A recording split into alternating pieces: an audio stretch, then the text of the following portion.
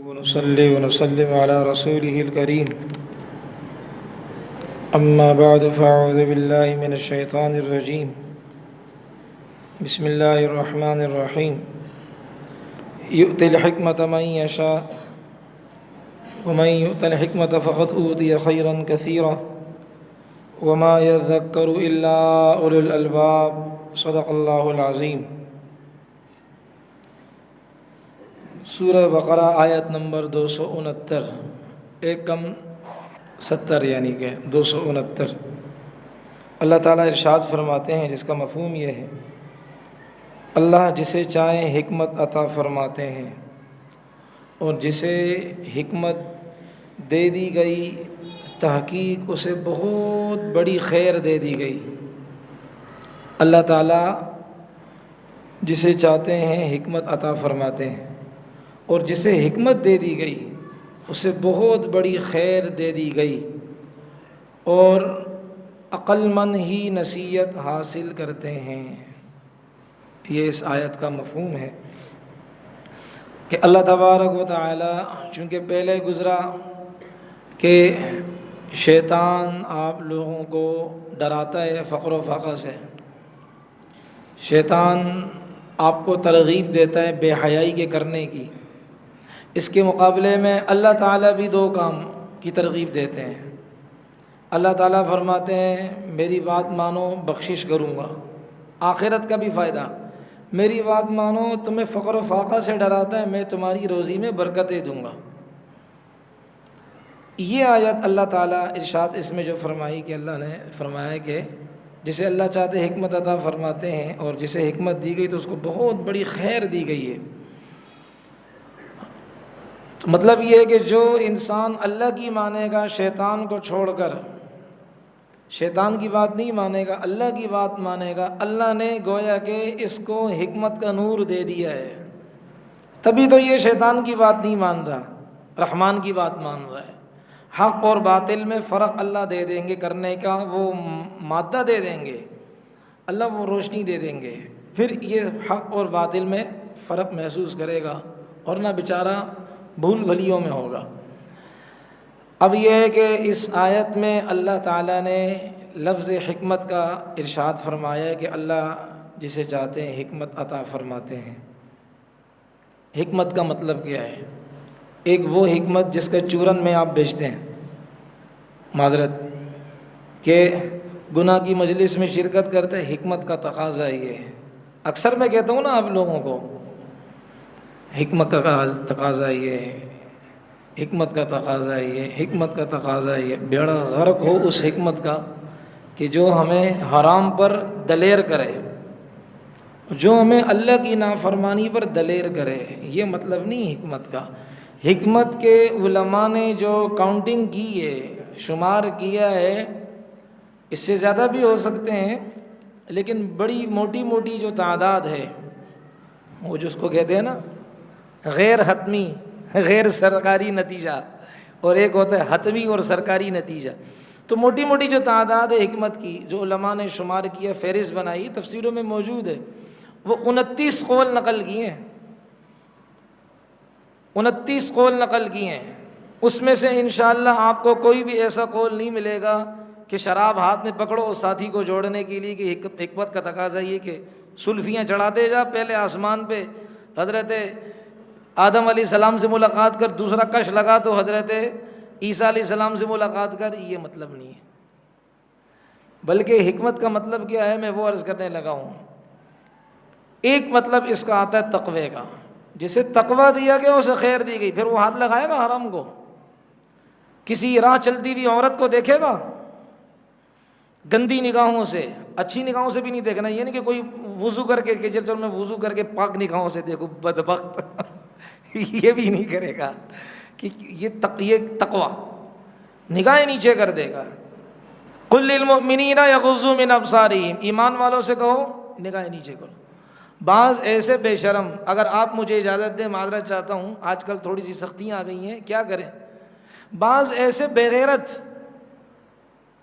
شوہر مارکیٹ میں دستیاب ہیں تھوک کے حساب سے، جو اپنی بیویوں کی تصویریں سامنے موبائل پر رکھتے ہیں، جب کسی ساتھی کا فون آتا ہے تو سب سے پہلے فون کے ساتھ جو اسکرین پر چمکتی چیز ہے وہ اس کی بیوی کی تصویر ہے. دوست کہتا واہ بھائی کیا لشپش ہے، وہ سمجھتا ہے موبائل کی تعریف کر رہا ہے، وہ بغیرت اس کی بیوی کی خوبصورتی کی تعریف کرتا ہے. یہ لطیفے نہیں سنا رہا، یہ رونے کا مقام ہے کہ شوہر اتنا بے حیا ہو گیا کہ اب وہ جو گھر کی زینت تھی، ملکہ تھی، گھر کی رونق تھی، جس کا ناخن کبھی آسمان نہیں دیکھا کرتا تھا، جس کے چہرے کو کبھی فرشتوں نے نہیں دیکھا تھا، آسمانی مخلوق نے نہیں دیکھا تھا، آج گلی کا لچا لفنگا ساتھی اس کا موبائل پر اس کی تصویر دیکھتا ہے. ہم نے خود دیکھا ہے اس طرح، آپ نے تو کئی دفعہ دیکھا ہوگا. حیا کہاں چلی گئی؟ رخصت ہو گئی نا. تقویٰ نہیں ہے زندگی کے اندر، خشوع نہیں ہے، اللہ کا ڈر نہیں ہے. یہی حکمت ہے. کیا آپ 20 سال پہلے چلے جائیں، وہ تصور کریں کہ آپ خود سوچیں کہ آج اجتماعی طور پر آج جو ہمارے گھر کا ماحول ہے 20 سال پہلے یہ ماحول تھا؟ اجتماعی طور پر آپ سوچیں، اپنے گھر کے اعتبار سے نہیں کہہ رہا میں، اگر کمی ہے تو ہم معافی مانگیں اللہ سے. اجتماعی اعتبار سے سوچیں، کیا آج ہماری بچیوں کا جو ڈریس اور گندا لباس ہے پہلے 20 سال پہلے تصور میں تھا؟ نہیں ملے گا آپ کو. تو حکمت کا ایک مطلب کیا ہے؟ تقویٰ، اللہ کا ڈر. اور ایک مطلب حکمت کا کیا ہے؟ دین کی سمجھ. پورا خلاصہ میں نے آپ کے سامنے رکھ دی. دین کی سمجھ. بعض علماء فرماتے قرآن کا تدبر، قرآن کی سمجھ. بعضوں نے اس کا مطلب بیان کیا سنت، جسے سنت دے دی گئی اسے خیر دے دی گئی.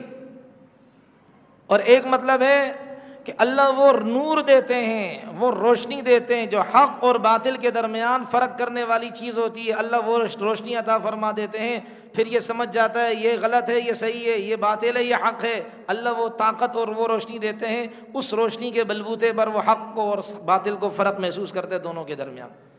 تو ایک میں نے معنی کیا عرض کیا بھائی حکمت کا معنی ہے دین کی سمجھ، فہم دین کی سمجھ، فہم قرآن کی سمجھ، فہم حدیث کی سمجھ. دین میں ساری چیزیں آ گئیں. تو جسے اللہ نے یہ عطا فرما دیا، اللہ فرماتے ہیں اسے خیر کثیر دے دیا، میں نے بھلائی دے دی. ایک معنی اس کا علم ہے، جسے اللہ نے علم دے دیا اسے بھلائی دے دی گئی. اب تھوڑا سا میں اس کی ذرا وضاحت کروں کہ دین کی سمجھ تھوڑا سا آپ کو گہرائی میں لے کے جانا ہے. آج آپ میرا ساتھ دیجئے گا، تھوڑا سا گہرائی میں جانا ہے. دین کی سمجھ کے ہمارے فقہا، ہمارے محدثین کو اللہ نے کتنی دین کی سمجھ دی. ہمارے بعض بیچارے نادان ساتھی فیصلے بھی خود سے کر لیتے، پوچھتے بھی نہیں آ کر، اور الٹا یہ ہے کہ ساتھ والوں کا ذہن بھی برباد کر رہے ہوتے ہیں. ایک حدیث کا ظاہر سنا، دیکھیں حدیث کے ظاہر پر کبھی نہ جائیں، اس کے کئی مطلب ہو سکتے ہیں. بھائی میں اس کی مثالیں دینے لگا ہوں. ایک حدیث کے ظاہر پر بالکل نہ جائیں جب تک کہ آپ کو اس پر کمانڈ نہ ہو، جب تک کہ آپ اہل علم کے پاس نہ جائیں. اگر خود اہل علم ہے تو ٹھیک ہے، ورنہ اہل علم کے پاس جائیں، رجوع فرمائیں.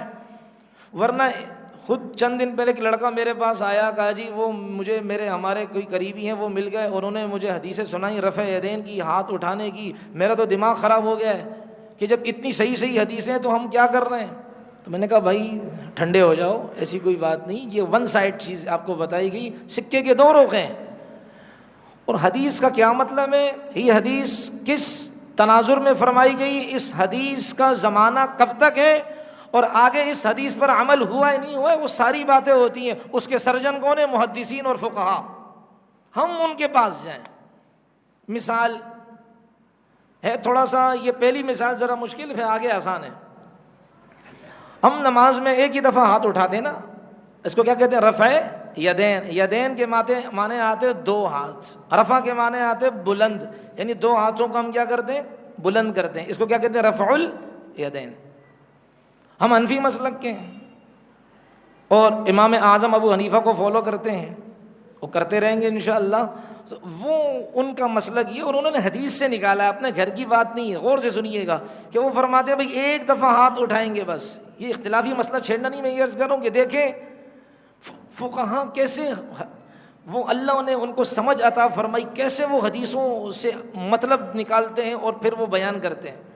فقہا آپس میں بہت ایک دوسرے کا ادب کرتے تھے.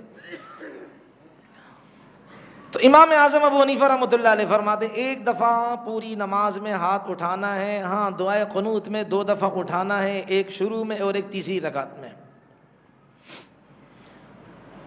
اور ان کے علاوہ جو دیگر حضرات جیسے کہ شافعی مسلک کے ہو گئے ہیں، حنابلہ ہو گئے، حرمین شریفین کے ائمہ کرام ہمارے سر کے تاج ہیں، ان کی جوتیاں ہم اپنے سر پر رکھنے پر فخر کرتے ہیں اور محسوس یعنی کہ ہم کوئی دل میں کوئی اختلاف نفرت محسوس نہیں کرتے، الحمدللہ۔ یہ تو علمی اختلاف ہے بھائی۔ میں یہ عرض کرنے لگوں اللہ نے دین کی جو سمجھ دیتے ہیں پھر کیسے اللہ سجھاتے ہیں، میں وہ عرض کرنے لگا ہوں، بس اختلافی بات نہیں۔ اب امام اعظم ابو حنیفہ رحمۃ اللہ علیہ فرماتے پوری نماز میں ایک دفعہ ہاتھ اٹھانا ہے، یہ دیگر حضرات فرماتے ہیں، شوافع اور حنابلہ فرماتے ہیں نہیں، بلکہ ایک دفعہ تو ہاتھ اٹھا دیے یہ والے، اور اس کے علاوہ رکوع میں جاتے وقت، رکوع سے اٹھتے وقت، رکوع جانے لگیں گے ہاتھ اٹھا کے رکوع کریں گے، رکوع سے اٹھیں گے ہاتھ اٹھائیں گے۔ تو ٹوٹل کیا ان کے یہاں 3 دفعہ رفع الیدین ہے، ہمارے یہاں ایک ہی دفعہ ہے۔ وہ فرماتے ہیں نبی علیہ الصلوۃ والسلام کے صحابی ہیں عبداللہ ابن عمر رضی اللہ عنہ، ان سے روایت ہے، وہ فرماتے ہیں کہ نبی علیہ الصلوۃ والسلام جب نماز پڑھتے تھے تو نماز کے شروع میں رفع الیدین کرتے تھے، ہاتھوں کو اٹھاتے تھے۔ بھائی رفع الیدین کا مطلب سمجھ میں آ گیا؟ اب میں اسی عربی لفظ کو بولوں گا۔ نبی علیہ السلام رفع الیدین کرتے تھے، ہاتھوں کو اٹھاتے تھے، ایک تو تکبیر تحریمہ کے وقت، رکوع کو جاتے وقت، رکوع سے اٹھتے وقت۔ انا فرماتے صرف ایک ہی دفعہ ہے، وہ فرماتے ایک ہی دفعہ ہے، یہ نہیں کہتے کہ نبی علیہ السلام نے ایک سے زیادہ نہیں کیا، فرق ہے۔ انا فرماتے ہیں یعنی کہ ہمارے اکابر امام اعظم ابو حنیفہ فرماتے ہیں رحمۃ اللہ علیہ، ہم انکار نہیں کرتے کہ نبی علیہ السلام نے رفع الیدین نہیں کیا، ہم کہتے ہیں کیا، لیکن نبی علیہ السلام نے ایک زمانے تک کیا، اس کے بعد اس عمل کو اللہ کے نبی علیہ السلام نے موقوف کر دیا، پھر آپ علیہ الصلوۃ والسلام نے اس عمل کو نہیں کیا۔ اس عمل کو آپ علیہ السلام نے ایک زمانے تک کیا، لیکن اس کے بعد رسول اللہ صلی اللہ علیہ وسلم نے اس عمل کو چھوڑ دیا، ایک عمل باقی رکھا۔ وہ کون سا عمل؟ کہ صرف نماز کو شروع کرتے وقت جو ہاتھ اٹھاتے تھے اس کو آپ علیہ الصلوۃ والسلام نے وصال تک کیا، تا وفات تک کیا، آپ علیہ الصلوۃ والسلام نے اسے نہیں چھوڑا، لیکن یہ والے عمل کو آپ علیہ الصلوۃ والسلام نے ایک زمانے تک کیا۔ ہم بھی مانتے ہیں، انکار نہیں کرتے، ہم مانتے، لیکن پھر آپ علیہ السلام نے اسے چھوڑ دیا۔